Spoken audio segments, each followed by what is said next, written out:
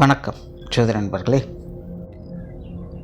பொதுவாக ஜோதிடம் என்பது பல விஷயங்களையும் உள்ளடக்கிய ஒரு கணித அறிவியல். இதில் தேடல் அப்படிங்கிறதே முடிவடையாத ஒன்று. தேட புதுசாக வந்துக்கிட்டே தான் இருக்கும். ஆனால் இந்த ஜோதிடம் அப்படிங்கிறது மனிதர்களுடைய வாழ்க்கையை பற்றி தெரிந்து கொள்வதற்கான ஒரு முக்கியமான டூலாக யூஸ் ஆகிட்டுருக்கும். இந்த ஜோதிடத்தில் கிரக நிலைகள் அப்படிங்கிறது தான் ரொம்ப முக்கியம். காரணம் அதுதான் பலன்களை கொடுக்கக்கூடியது. அடுத்தபடியாக வர்றது ராசியும் லக்னமும். இந்த ராசியும் லக்னமும் சேர்ந்து தான் ஒரு மனிதர்களுடைய மனதையும் குணத்தையும் வாழ்க்கை அமைப்பையும் இன்னும் மற்ற விஷயங்கள் எல்லாத்தையுமே வடிவமைக்குது.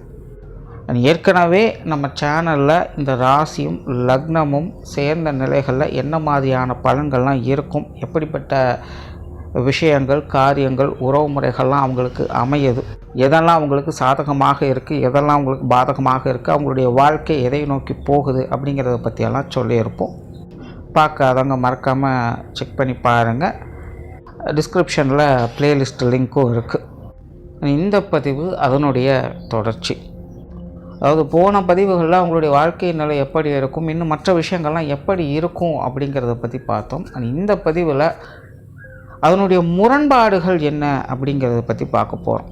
அதாவது நம்மளுடைய வாழ்க்கையில் ஒரு சில விஷயங்கள் நமக்கு சரியாக இருக்கும், ஆனால் அது வெளியிலையோ மற்றவங்களுக்கோ தவறாக இருக்கும். இன்னும் சில விஷயங்கள் மற்றவங்களுக்கு சரியாக இருக்கும், நமக்கு அது தவறாக இருக்கும்.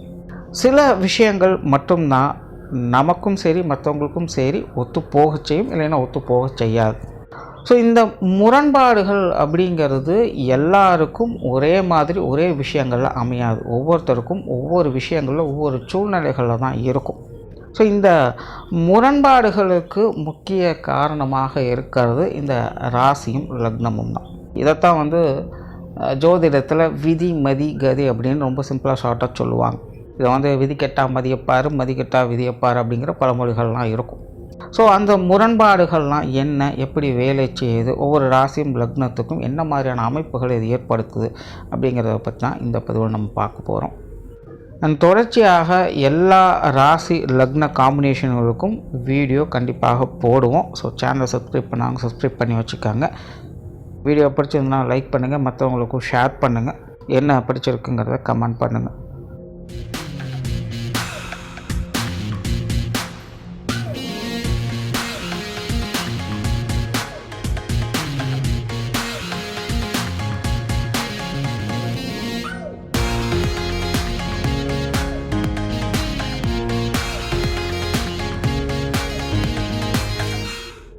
கடகராசி ரிஷப லக்னம். இந்த கடகராசி ரிஷப லக்னத்தை பற்றி சொல்லணும்னா, இவங்க முழுக்க சென்டிமெண்ட் பிரியர்கள். புத்தியை பற்றி அவ்வளோ சீக்கிரம் யோசிக்க மாட்டாங்க. எப்போவுமே மனசுக்கு தான் ஃபர்ஸ்ட் ப்ரிஃபரன்ஸ். அதனால் மனம் போல் வாழக்கூடியவங்க இந்த கடகராசி ரிஷப லக்னத்தை சேர்ந்தவங்க. சித்தன் போக்கு சிவன் போக்கு அப்படிங்கிற மாதிரி இவங்க பாட்டி இவங்க ஒரு போக்கில் போய்கிட்டு இருப்பாங்க. இவங்க அடைச்சி வைக்கிறது அப்படிங்கிறது முடியாது. எந்த ஒரு விஷயத்தையுமே இவங்களாக ஏற்றுக்கிட்டால் தான் உண்டு. இவங்ககிட்ட போன திணிக்கிறது அப்படிங்கிறது கஷ்டம். அதே போல் இவங்க சென்டிமெண்ட் பீரியட் அப்படிங்கிறதுனால ஒன்ஸ் ஒரு விஷயத்தை இவங்க ஏற்றுக்கிட்டாங்க அப்படின்னா அதை யார் எப்படி என்ன சொன்னாலும் சரி, இல்லை அது ஒரு மோசமான விஷயமாக இருந்தாலும் சரி, இவங்களை பொறுத்த வரைக்கும் அது கரெக்டு அப்படிங்கிறதுனால அந்த விஷயத்தில் இவங்க ஸ்ட்ராங்காக தான் இருப்பாங்க. அதாவது இவங்களை பொறுத்த வரைக்கும் இந்த நல்லது கெட்டது சரி தப்பு அப்படிங்கிற மாதிரியான விஷயங்கள் எதுவுமே எடுபடாது. இவங்களுக்கு பிடிச்சிருக்கா பிடிக்கலையா அப்படிங்கிறது தான் இவங்ககிட்ட பிரதானமாக இருக்கும். ஸோ அதை வச்சு தான் இவங்களுடைய லைஃப் ஜேர்னி அப்படிங்கிறதே இருக்கும். இது கேட்குறதுக்கு கொஞ்சம் நல்லா இருந்தாலும் எப்போவுமே இந்த மனம் போன போக்கு அப்படிங்கிறது நிதர்சன வாழ்க்கையில் கொஞ்சம் சிக்கல்களை கொடுத்துட்டு தான் இருக்கும். ஏன்னா எல்லா நேரத்திலும் சரியான விஷயங்களை நம்மளால் யோசிக்கவோ முடியாது. வெறுமனே ஒரு கற்பனையில் மட்டுமே எல்லா விஷயத்தையும் நம்ம செய்து முடிக்கவோ சாதிக்கவும் முடியாது. கற்பனையை காட்டிலும் இந்த நிதர்சன வாழ்க்கை அப்படிங்கிறது எப்போவுமே அது வேறு தான்.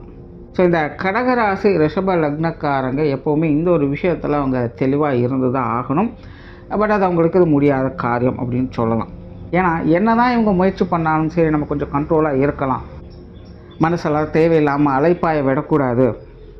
மைண்டை கொஞ்சம் ஸ்ட்ராங் ஆக்கிக்கலாம் அப்படின்னு அவங்க நினச்சாலும் கூட அதுக்கேற்ற சூழ்நிலைகள் அமையிறது அப்படிங்கிறது எப்பவும் ஒரு கேள்விக்குறியாக இருக்கும்.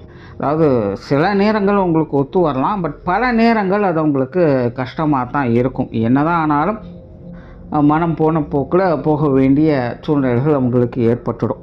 ஸோ இந்த மனசை கண்ட்ரோலாக வச்சுக்கிறது அப்படிங்கிறதே இந்த கடகராசி ரிஷப லக்னத்திற்கு ஒரு சவாலான விஷயம்தான்.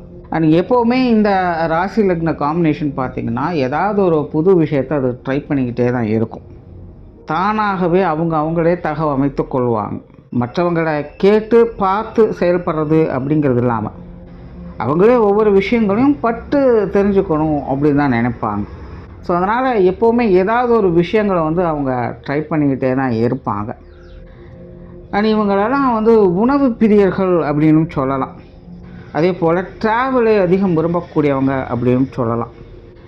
எப்போவுமே எங்கேயாவது ஒரு இடங்களுக்கு போயிட்டு வரணும் அப்படின்னு பிளான் பண்ணிக்கிட்டே இருப்பாங்க, இல்லைன்னா எதிர்பார்த்துக்கிட்டே இருப்பாங்க அப்படின்னு சொல்லலாம். இந்த மாதிரியான விஷயங்கள்லாம் இவங்களுக்கு பாசிட்டிவாகவும் வேலை செய்யும், நெகட்டிவாகவும் வேலை செய்யும். ஆனால் இவங்க அவ்வளோ சீக்கிரம் எல்லா விஷயங்கள்லையுமே முழுமை அடையாதவங்களாக இருப்பாங்க.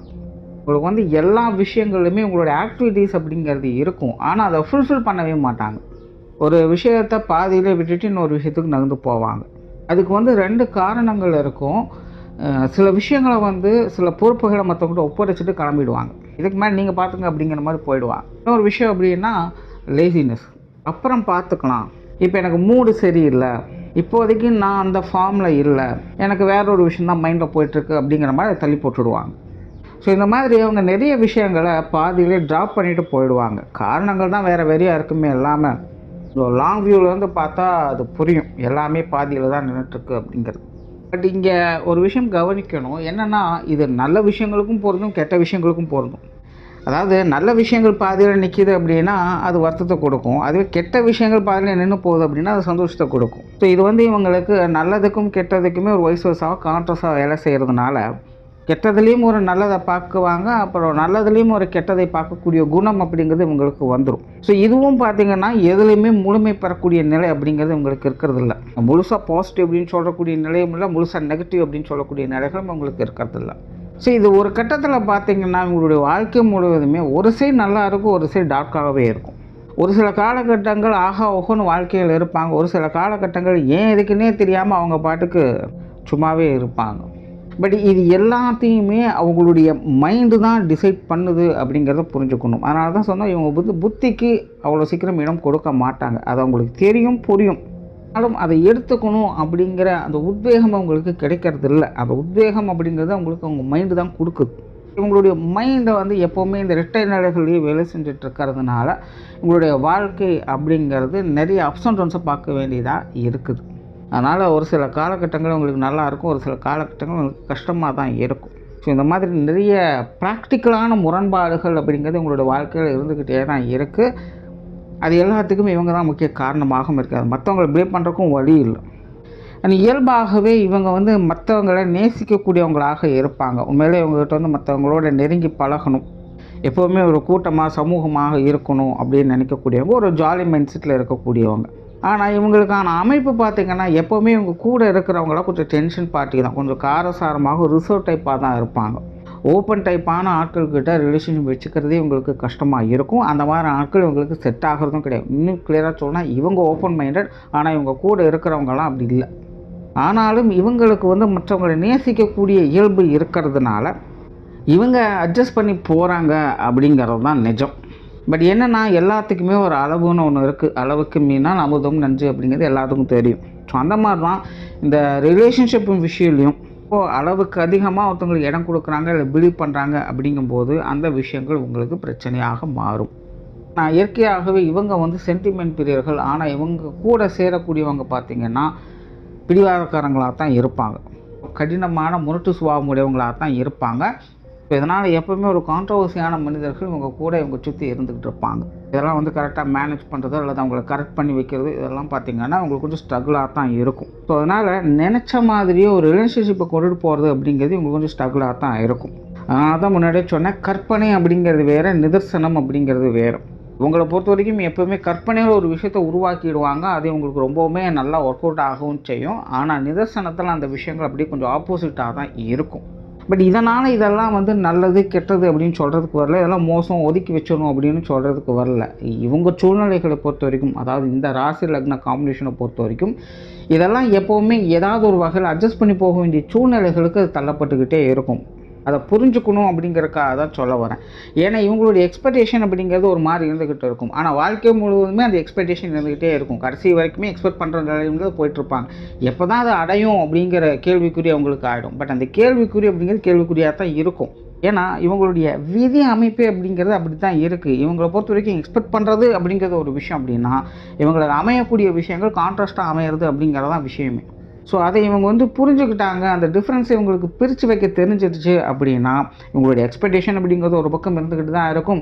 அந்த கான்ட்ராஸ்டான விஷயங்களும் இவங்க எப்படி அட்ஜஸ்ட் பண்ணி போகிறது அப்படிங்கிறது உங்களுக்கு தெரிய ஆரம்பிச்சிடும். அதுக்கப்புறம் இவங்களோட லைஃப் வந்து பெருசாக ஸ்ட்ரகிள் அப்படிங்கிறது இருக்காது. ஸோ இதுதான் இவங்களுடைய மிகப்பெரிய முரண்பாடுகள். இந்த புரிதல்கள் ஏற்படுறது அப்படிங்கிறத சிக்கலான விஷயம். ஸோ அது புரிஞ்சிடுச்சுன்னா ஓகே. தொழில், வேலை, உத்தியோகம் சம்மந்தப்பட்ட விஷயங்கள் இவங்களை பொறுத்த வரைக்கும் இது கொஞ்சம் ஸ்ட்ரகிளான அமைப்பு அப்படின்னு சொல்லலாம். முன்னாடியே சொன்னேன், இவங்க வந்து புதுசாக ஏதாவது ஒரு விஷயங்களை ட்ரை பண்ணிக்கிட்டே இருப்பாங்க. அண்ட் எல்லாத்தையுமே வந்து முழுமைப்படுத்துறது அப்படிங்கிறது இவங்களுக்கு கொஞ்சம் சவால் இருந்த விஷயம்தான். ஸோ தொழில், வேலை, உத்தியோக ரீதியான விஷயங்கள் அப்படின்னு பார்க்கும்போது இவங்க ஆர்வத்தோடு செயல்பாடுகள் இறங்க ஆரம்பிச்சிடுவாங்க. இன்னும் கிளியராக சொன்னால் ஆரம்பத்திலே மற்றவங்களை ஈஸியாக அட்ராக்ட் பண்ணக்கூடிய அமைப்புகள் அப்படிங்கிறதும் உண்டு. இயல்பாகவே இந்த கடகராசி ரிஷப லக்னக்காரங்களுக்கு மற்றவங்களை வசீகரிக்கக்கூடிய அமைப்புகள் அதிகமாக இருக்கும். மற்றவங்களுடைய கவனத்தை ஈர்க்கணும், மற்றவங்க மத்தியில் பேர் புகழ் அடையணும் அப்படிங்கிறது ஒரு தனியாத தாகம் அப்படின்னே சொல்லலாம். இவங்களை பொறுத்த வரைக்கும் இந்த ப்ராஃபிட் மோட்டிவ் அப்படிங்கிறதே ரெண்டாவது விஷயம்தான். இவங்களை பொறுத்த வரைக்கும் சாதிக்கணும், மற்றவங்க செய்ய முடியாததெல்லாம் செஞ்சு காட்டி புகழ் பெறணும், ஒரு அடையாளத்தையும் அங்கீகாரத்தையும் உருவாக்கணும். இப்படிங்கிற விஷயத்துல தான் இவங்களுடைய மைண்ட் செட் அப்படிங்கிறது இருக்கும். ஸோ அதற்காக இவங்க போராடுவாங்க. பட் நிதர்சன வாழ்க்கையில் ஜீவனம் அப்படிங்கிறது ஒரு பிழைப்புக்காகத்தான். எதையாச்சும் ஒன்று பண்ணி 2 காசு சம்பாதிச்சு வயிற்ற நிரப்பணும், இல்லை வீடு வாசலோட குடும்பத்தோடு சொகுசாக இருக்கணும் அப்படிங்கிறதோட நின்றுடும். வெறுமனே பேஷனுக்காக மட்டுமே ஜீவனம் செய்கிறது அப்படிங்கிறது ரொம்பவுமே குறைவு தான். இவங்களை பொறுத்த வரைக்கும் இந்த பேஷன் சார்ந்த விஷயங்களுக்குள்ளே தான் இவங்க வர்றாங்க. ஸோ இந்த விஷயங்கள்லையும் சக்ஸஸ் ஆகிறது அப்படிங்கிறதும் சாதாரண விஷயம் கிடையாது. இந்த ராசி லக்ன காம்பினேஷனை பொறுத்த வரைக்கும் இது ரொம்பவுமே ஸ்ட்ரகிளாக பார்க்க வேண்டியதாக இருக்கும்.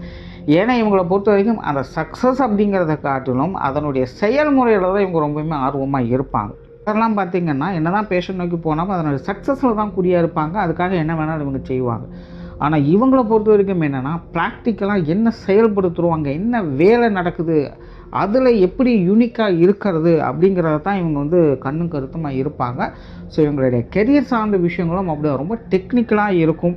மற்றவங்களால் முடியாத, புரிஞ்சுக்க முடியாத, செயல்படுத்த முடியாத கஷ்டமான காரியங்களும் இவங்க வந்து ரொம்ப சிம்பிளிமேட் பண்ணி சூப்பராக கொண்டுட்டு வருவாங்க.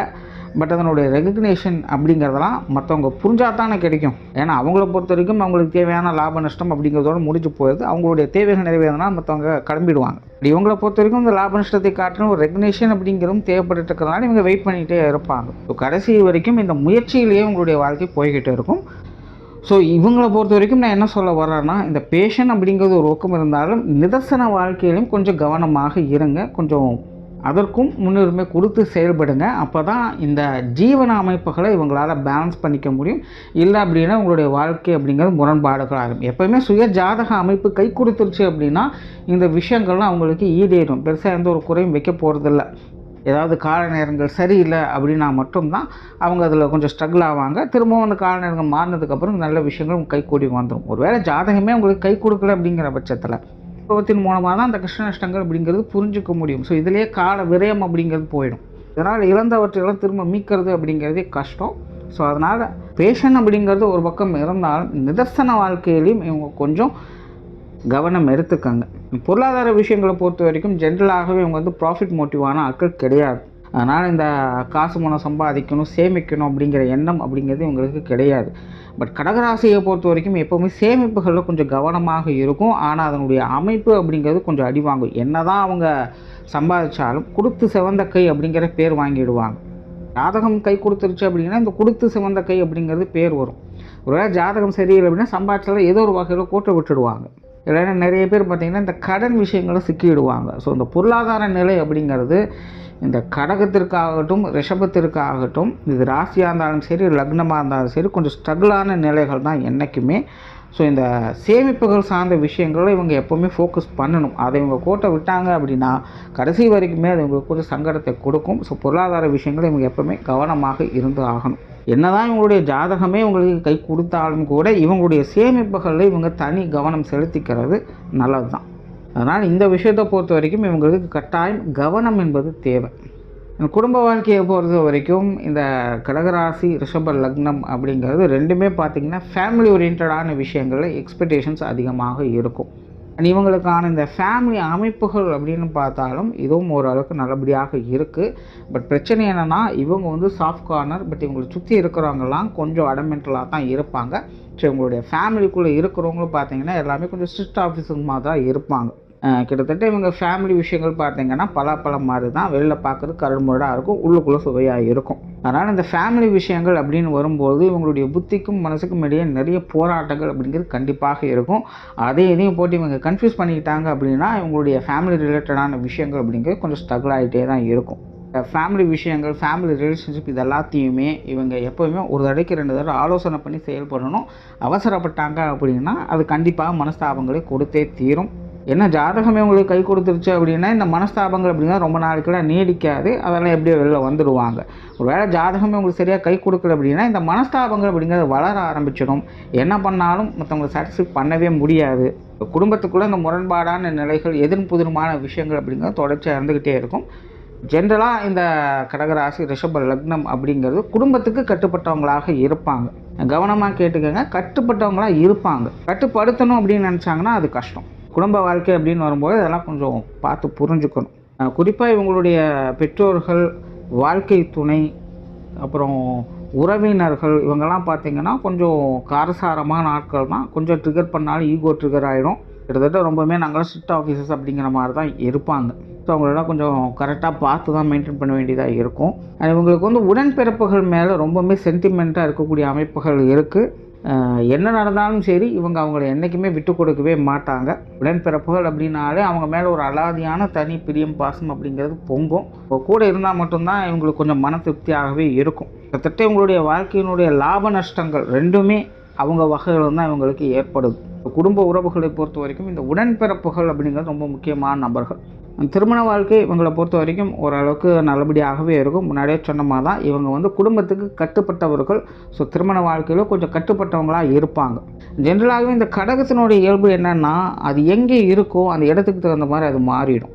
அதாவது தனக்குன்னு ஒன்று செப்பரேட்டாக பிரித்து உருவாக்கணும் அப்படின்னு அது பார்க்காது, இன்னொன்னோட மிங்கிளாகத்தான் அது பார்க்கும். ஸோ ஒரு குரூப் இருக்குது அப்படின்னா அந்த குரூப்பில் சேர்ந்துட்டாங்கன்னா அந்த குரூப்புக்கு தகுந்த மாதிரி அவங்க மாறிடுவாங்க. இவங்களுடைய திருமண வாழ்க்கையும் கிட்டத்தட்ட அப்படி தான் இருக்கும். இவங்களுடைய வாழ்க்கை துணையை பொறுத்து உங்களுடைய திருமண வாழ்க்கை அப்படிங்கிறதும் அமையும். குழந்தைகள் சம்மந்தப்பட்ட விஷயங்கள் இது ஓரளவுக்கு ஓகேவாக இருக்கும். பட் குழந்தைகளை கண்ட்ரோல் பண்ணி வைக்கிறது அப்படிங்கிறது இவங்களை பொறுத்த வரைக்கும் கொஞ்சம் கஷ்டம்தான். குழந்தைகள் வளர வளர பார்த்திங்கன்னா குழந்தைகளுடைய கண்ட்ரோலில் தான் இவங்களே இருப்பாங்கன்னு சொல்லலாம். ஸோ குழந்தைகள்லாம் பார்த்திங்கன்னா கொஞ்சம் ஃப்ரீ மைண்டடாக விட்டால் தான் வேலை நடக்கும். ரொம்ப இறுக்கி பிடிச்சி வேலை பண்ணணும்னு நினச்சா அது இவங்களுக்கே பேக் ஃபயர் ஆகிடும். ஆனால் குழந்தைகளோட விஷயங்களை பொறுத்த வரைக்கும் இவங்களை விட்டு பிடிச்சா தான் வேலை நடக்கும். அந்த சொத்து சார்ந்த கல்வி சார்ந்த விஷயங்கள் இந்த மாதிரியான சமாச்சாரங்கள் இவங்களுக்கு ஓரளவுக்கு தான் கை கொடுக்கும். பெருசாக இந்த மாதிரியான விஷயங்கள் உங்களுக்கு நாட்டம் இருக்கிறது இல்லை அப்படின்னு தான் சொல்லணும். ஆனால் இதற்கான அமைப்புகள் இவங்களுக்கு ஓரளவுக்கு கொடுப்பியான நிலைகளில் தான் இருக்குது. பட் தனிப்பட்ட நிலைகளில் இவங்க அந்த மாதிரியான விஷயங்களை பெருசாக இன்ட்ரெஸ்ட் எடுத்துக்கிறது இல்லாதனால இந்த மாதிரியான விஷயங்கள்லாம் இவங்க எப்போவுமே கொஞ்சம் பட்டும்படாமல் தொட்டுந்துடாமல் தான் இருப்பாங்க. ஸோ ஓவராலாக இந்த கடகராசி ரிஷப லக்னம் என்பது என்னுடைய சொந்த முயற்சிகள் தான் தன்னுடைய வாழ்க்கையை நிலைநிறுத்தும். எல்லாமே இவங்களுடைய விருப்பப்படி தான் இருக்கும். ஆனால் இவங்களுடைய வாழ்க்கையில் இந்த சென்டிமெண்ட்டால் அங்கங்கே அடி வாங்கிடுவாங்க. எந்த மனம் இவங்களை தூக்கி விட்டுதோ அதே மனமானது இவங்களை வலிமை இழக்கவும் செய்யும். ஸோ இந்த விஷயத்தில் இவங்க கண்ணும் கருத்துமாக இருக்கணும். மாதிரியான முரண்பட்ட நிலைகள்லாம் இவங்க தான் கொஞ்சம் அண்டர்ஸ்டாண்ட் பண்ணி அதுக்கு தகுந்த மாதிரி இருக்கணும். நன்றி, வணக்கம், வாழ்க வளமுடன்.